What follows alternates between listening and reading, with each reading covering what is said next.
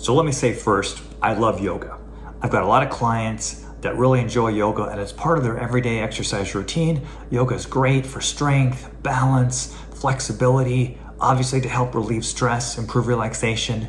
However, if you have osteoporosis, there are a number of things that you need to be careful about. Hey everyone, welcome to the channel. Ed Dubout, physical therapist from Integrated Physical Therapy in Bellingham, Washington. So Elizabeth and I are both physical therapists, and Elizabeth is way into yoga. She's a certified yoga teacher, and we did a video together about how there are certain poses that you really need to avoid or modify. So she talks about a lot of the common poses: pigeon pose, child's pose, spinal rocking, how to hamstring stretch, how to modify pigeon. So sit back, get yourself a notebook, something to write down some notes, and continue to practice yoga just a little safer. So in this video, we're going to talk about specific yoga movements that we think we should probably avoid. And then where possible, can you show us some modifications maybe for the exercise? Yes, I will try to do that. Some of these positions are just going to be a no, especially depending on what kind of yoga you're doing. So I'm imagining some of you being in a yoga class and saying, oh, which ones of these can I do? Which ones can I, should I not do? And so I'm going to give you about 6 things that you're going to avoid, and then try to just like conceptualize this and transfer this over to other postures. Sure. Because most yoga classes have, in a series, they'll have forward folds, and we really want to avoid forward folds. Now, the one that I want to talk about today, the forward fold, is called Ragdoll. So Ragdoll, a really, really common forward fold. This is how Ragdoll looks. Ragdoll looks like this, and they're usually saying dangle your hands and just let your body flow back and forth. Okay, this is one example of where you would see Ragdoll. Oftentimes it's used as a first part of the standing series. If you are challenged with osteoporosis, you really do want to avoid that. That's just a pure forward flexion that we don't want you to be doing, okay? Instead, when the teacher is having people hang out there, you can just be in standing.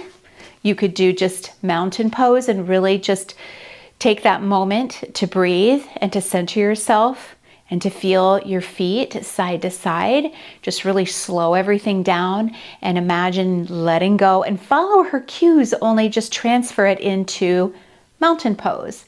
If you want to further that, you might take it up into tree pose and just give yourself a little balance challenge. Okay, if you're in the middle of a flow class and you're doing sun salutations, so sun salutations look something like this. Let's see, you start in down dog, and then you flow up here. You usually start here in a forward fold. You come up here, and then you go back to your forward fold. Then you engage your legs and you come on up. So you can see there was a couple Ragdoll forward folds in there, and you really want to avoid that. So instead of doing that whole flow, you might consider doing a different kind of yoga class. Do a Hatha yoga class or a Yin yoga class. Poses are more isolated as opposed to flowing one into the next. Because even going from down dog to we're still extending, we're still okay here, but I've got to get my foot through, and then I'm really flexed already. Now, if you're right in the middle, maybe you'll go like this, down dog, you'll come down to tabletop, but you still have to make your way up to standing pose. And so if you're down here on all hands and knees, what you could do is go into a half kneeling, and then tall kneeling to half kneeling, and then just stand up from there. And that would be the safest way for osteoporosis. This is the way we would talk to our patients. We would teach them to get off the floor. Correct, yeah, because part of it, the issue is transitioning in and out of the pose. So like if somebody wanted to just get down on the floor to do a yoga series, sometimes it's challenging to get onto the floor. Right. A lot of people will just do this and let themselves down, but once again, we've got all this flexion of our thoracic spine, our lumbar spine that we don't want. And so just to kind of echo what you were talking about, oftentimes I'll have people put their strong leg forward, use a supported hand if they need to, and come down to here, keeping your back still nice and straight. Kick this leg back, come down onto your hands here, and then you can side sit and then do whatever you would need to do. And then when you want to come back up, you would roll onto your side first, come up to here, hands and knees, whichever your strong leg is, come forward. Use your hands if you need to, or a chair for support, and then you would push yourself up again. Yeah. So of course you might have to modify your class too. Yes, and this is why I'm giving you an idea to maybe take a hatha class. You might see a class that is described as hatha as opposed to a power flow or a vinyasa. Those are very flow classes that have a faster pace they don't give you a lot of time to adjust in between each pose. You can still do the poses, but just isolate them so that you can customize. In a hatha class, you would have plenty of time to do this transfer of, kind of slowly, especially if you're doing this at home, going down onto one knee, down here, and down here. There's plenty of time to do that in a hatha class. Now what about spinal rocking? Like I've taken some yoga and I've seen some spinal rocking. Yeah, so what he's talking about with spinal rocking is, let's say we're here and we've done something and the teacher says, go ahead, and they won't always say you have to rock yourself up, but they'll give that as an example. And spinal rocking is like this. And sometimes they want to do that to engage your core, and then they want you to come up like this. Some teachers end up like that. Not me. Yeah. But that's what they're talking about with spinal rocking, but you can see that that's full flexion. So they probably want to avoid spinal rocking, right? Definitely want to avoid spinal rocking. Okay. Instead, you want to, instead of spinal rocking, you're just going to come to your side, keep your spine as much in neutral, get up onto your knees, and then strong leg, press into your knee, and come on up. So now plow is another full flexion. I don't do a very pretty plow, but we don't want you to anyway. Look at the amount of flexion she has at her thoracic spine and cervical spine. And so I get really nervous when I see anybody doing plow that doesn't even have, not necessarily osteoporosis, but any type of spinal issue. I just get really nervous because of the pressure it puts on that thoracic spine. Yeah, it does, and it's a lot of pressure here. It's a lot of pressure through the ribs. So instead of plow is really getting your feet above your head, and they're actually folded over your head. So one of my favorite inversions, it's still an inversion, and it's a safe, lovely, relaxing inversion, is legs up the wall. I do this a lot in my class, and you just can be here. And it's pretty straightforward to get here with a neutral spine and to get out. Come down, roll to your side, and then come on up. Nice. And then reverse. You just want to make sure your bottom is pretty close to the wall from the beginning. So get your bottom touching the wall, and then you'll go to your side, and then you'll just go up. Your bottom should be touching the wall, and then you're fully supported. And then you have your nice inversion where, you get that relaxation, the blood's draining from your legs, and it's just amazing. That's a much better alternative than the plow. Much better, it's more comfortable, and I just think it's easier to get into, it's safer. Now what about seated, like let's say you're in a class, whether it's yoga, Pilates, what have you, and they're doing a seated rotation. I get a little nervous because of the loading of the spine. So by a seated rotation, Ed means really anything that is like this. Yeah. Like this, right? And so you want to avoid any rotation. A lot of times you'll see this in yoga class where they want you to rotate, right? That's a seated rotation. Another seated rotation is this. When you're doing twists or rotations, we want your spine to be unloaded. And what that means is that you're going to be on your back or in side lying. And my very favorite rotation to show people is this. It feels really, really good. You're in side lying, your spine is unloaded. You can put a pillow underneath the back arm, so if you feel like a strain anywhere along your spine, you can bring that arm up and support it. One thing to remember too when you're down here is that you don't want to force that rotation. You might want to go maybe to about 75, 80%, but not necessarily, definitely don't ever want to push it down. I mean, living life without rotating, especially when you're standing and sitting and rotating, isn't really functional. But what we're talking about is the repeated rotations that we might do in class. Because if from a functional standpoint, I might not just sit there and rotate over 10 times to one direction. That's not very functional. But I might do something like that if I'm in a stretch class.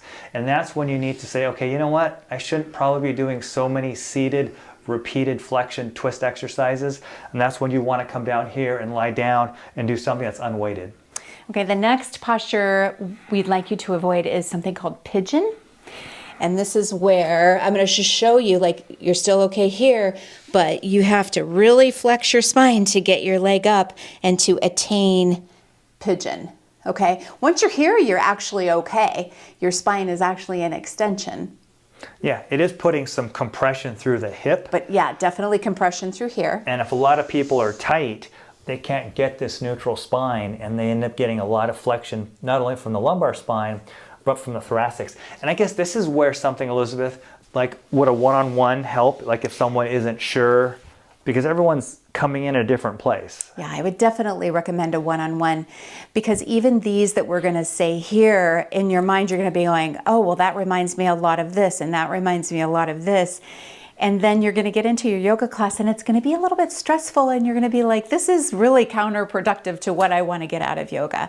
And so I think, you know, yes, a so one-on-one. they can even do one-on-ones with you. Yes, you right? could do one-on-ones with me or anybody local to you. Well, we could do it on Zoom. Oh, we could easily do it on Zoom. So reach out to us and Elizabeth will be able to do that for Absolutely. you on Zoom. And I'd be really happy to do that if you'd like to do it on Zoom. So now, instead of pigeon, and a lot of people, even who don't have osteoporosis, take this as an alternative. You get down on your back and you're going to do a figure four. Same thing, but your back is unloaded and in neutral, and it's just safe and lovely. And then you're just going to reach through. And the thing you want to remember about figure four is you don't want to be up here, because you can see my spine is flexed here. You want to be able to grab your legs and keep your spine and your head on the floor. And if you can't, you can get a towel or a band. Another modification would be is to do it up against a wall. Yeah. So pretend I'm the wall right here. That way you could come in a little closer to the wall if you want more of a stretch, but that way your back is nice and straight and you're getting a nice hip stretch, but without straining of the spine. So child's pose is really, really common, and it's so common it's our reset pose a lot of times if you're feeling fatigued in a yoga class. Or it might be the way you start in your yoga class, or they suggest as as your home base. So child's pose, traditional child's pose is like this, where your knees are apart, your toes are together, you're reaching your hand forward and you're coming back, head is down. So once you get here, you can be in neutral. Some people don't have that much extension of their spine like this. Some people can't put their forehead on the ground. And so instead of going through and wondering, am I in flexion? What you can do is just keep yourself in neutral. So that might take stacking up some cushions. So here we go. So keeping yourself in neutral here. And what you're after is a nice flat back. Notice she doesn't have that hyperkyphosis through her thoracic spine as well too. And if she didn't use her fist, go ahead and drop down for me. Do you see how she starts to get a little kyphotic through here? So then bring your fist back up again. And then she's just nice and flat through here, which is just a great substitution. Okay, now another thing that we often do in yoga class is a hamstring stretch. That might look like in yoga, it's usually a combined movement. And so we have our spinal twist and hamstring stretch. So better in these cases for osteoporosis, we want to isolate those out. So we already talked about the spinal twist. We want to do that on the side, on the back, unloaded, starting off in neutral. And we talked about the figure 4. And when you're doing your figure 4, you could take a strap and just do your hamstring stretch here and really let it be comfortable for your back. And so you're just thinking here about hamstring. Now, another thing you could do if you're next to a wall, hamstring, and you can get a little bit of the inner thigh stretch too. Just make sure you have something to rest your foot on. And this is really, really, really nice stretch for the hip, for the hamstring, and for the inside of the thigh. In the next video, the fun stuff, the yoga poses that we encourage you to do. All right, everyone, if you made it to the very end of the video, congratulations. Hopefully you learned something. Remember, you can work one-on-one with Elizabeth as well, too, if you ever want a Zoom or a tele session to kind of get dialed in on what you need to do. All right, if you haven't subscribed, please consider doing so you never miss another one of our videos. All right, thank you very much and take care till the next video.